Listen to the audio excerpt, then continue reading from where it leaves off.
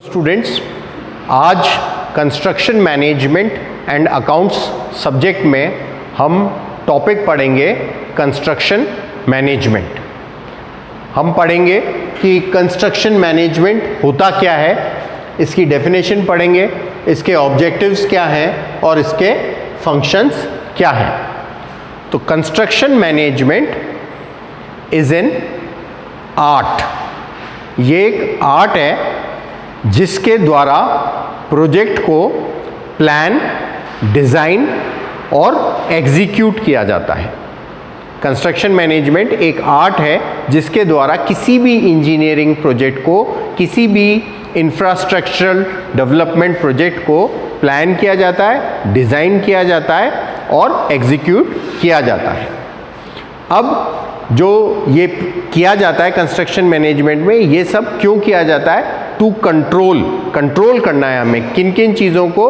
Quality को control करना है, कॉस्ट को कंट्रोल करना है और शेड्यूल्ड टाइम में प्रोजेक्ट कंप्लीट हो जाए, इसको कंट्रोल करना है। तो कंस्ट्रक्शन मैनेजमेंट मीन्स या construction management involves management of all the work activities and the construction material so that all the persons work together in a proper coordinated way to complete the construction in proper time within the budget and with proper quality। तो ये construction management को हमने define करके explain कर लिया। अब objectives क्या क्या हैं कंस्ट्रक्शन मैनेजमेंट के? ऑब्जेक्टिव्स वही हैं, पहला प्रोजेक्ट शेड्यूल टाइम में कंप्लीट हो। शेड्यूल टाइम में कंप्लीट नहीं होता है तो प्रोजेक्ट की कॉस्ट कई गुना बढ़ जाती है। दूसरा, जो प्रोजेक्ट है वो उसकी क्वालिटी, वर्क की क्वालिटी अच्छी रहे। वर्क की क्वालिटी कब अच्छी रहेगी? जब जो प्रोजेक्ट है, जो टेक्निकल स्पेसिफिकेशंस अपन ने निर्धारित की हैं कि ब्रिक है, ब्रिक ए क्लास यूज़ करेंगे, स्टोन है वो प्रॉपरली ड्रेस्ड और वेल सीजन स्टोन यूज़ करेंगे, सीमेंट है वो इतने ग्रेड की और इस कंपनी की सीमेंट यूज़ करेंगे, रीइंफोर्समेंट है सपोज टाटा का स्टील यूज़ करेंगे। तो इन सब चीज़ों से क्वालिटी इंश्योर होती है। और नेक्स्ट ऑब्जेक्टिव है अपना, जो अपन ने बजट निर्धारित किया है, जो हमारे पास फाइनेंस अवेलेबल है, उस फाइनेंस में उस बजट के अंदर हमारा प्रोजेक्ट कंप्लीट रहे। ऑब्जेक्टिव्स के अंदर ये भी आ गया कि वर्क बहुत कोऑर्डिनेटेड वे में चले, सब लोगों को, जो वर्कर्स इन्वॉल्व हैं वो कम्युनिकेटेड रहें और वेल ऑर्गेनाइज्ड मैनर में वर्क अपना ख़त्म हो।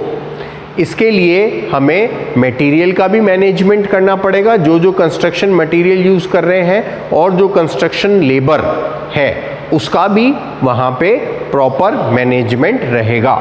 कंस्ट्रक्शन वर्कर्स में स्किल्ड वर्कर्स भी आ गए, सेमी स्किल्ड वर्कर्स भी आ गए और अनस्किल्ड वर्कर्स भी आ गए। ट्रेन्ड स्टाफ, ट्रेन्ड सुपरवाइजर्स हमें लगाने पड़ेंगे ताकि वर्क प्रॉपर ढंग से प्रोसीड हो और प्रॉपर ढंग से कंप्लीट हो। अब नेक्स्ट कंस्ट्रक्शन मैनेजमेंट में आता है फंक्शंस ऑफ कंस्ट्रक्शन मैनेजमेंट। क्या क्या फंक्शंस हैं? पहला फंक्शन है प्लानिंग। प्लानिंग हम ऑफिस में बैठ के ही कर सकते हैं।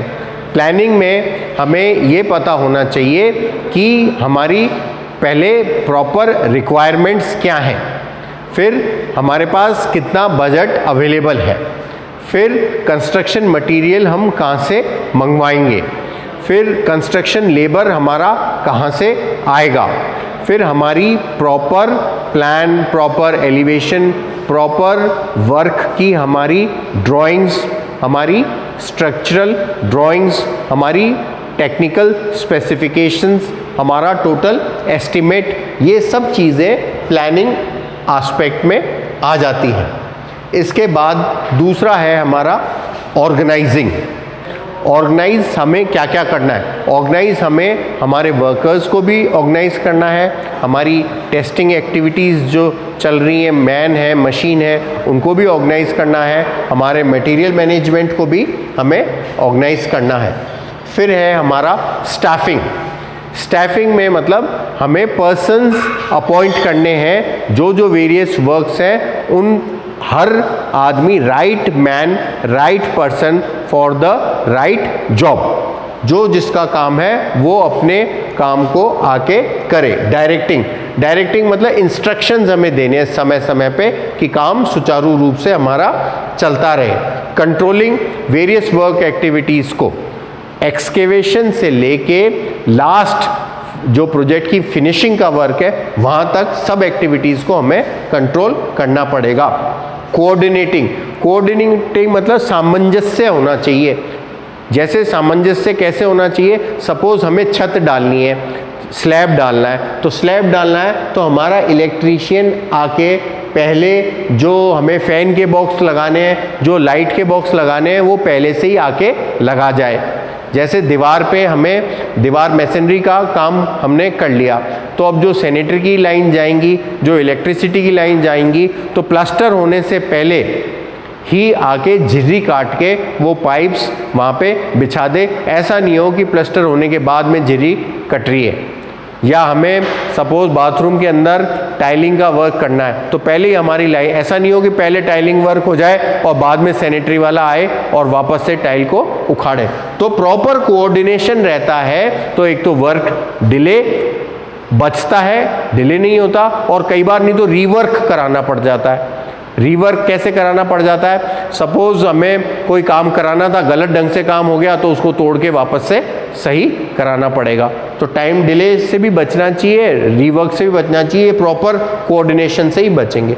और आखिरी फंक्शन है कम्युनिकेशन सब में प्रॉपर रहना चाहिए। ओनर का कॉन्ट्रैक्टर से, कॉन्ट्रैक्टर का अपने लेबर्स से, और अलग अलग टीम से। सैनिटरी की टीम अलग आएगी, अपना उसकी इलेक्ट्रीशियंस की टीम अलग होगी, छत पे रीइंफोर्समेंट बांधने की टीम अलग होगी, खुदाई करने की टीम अलग होगी, कारपेंटर की टीम अलग होगी, घिसाई करने की टीम अलग होगी, मार्बल टाइल वाले की टीम अलग होगी, पेंट करने वाले की टाइम अलग होगी। तो इन सब में प्रॉपर कम्युनिकेशन और प्रॉपर कोऑर्डिनेशन होना चाहिए। उससे ही इन सब चीज़ों को मिला के हम इनको कंस्ट्रक्शन मैनेजमेंट कहते हैं, ताकि काम प्रोजेक्ट हमारा economically with proper time schedule से और उसकी अच्छी क्वालिटी से कंप्लीट हो। Thank you.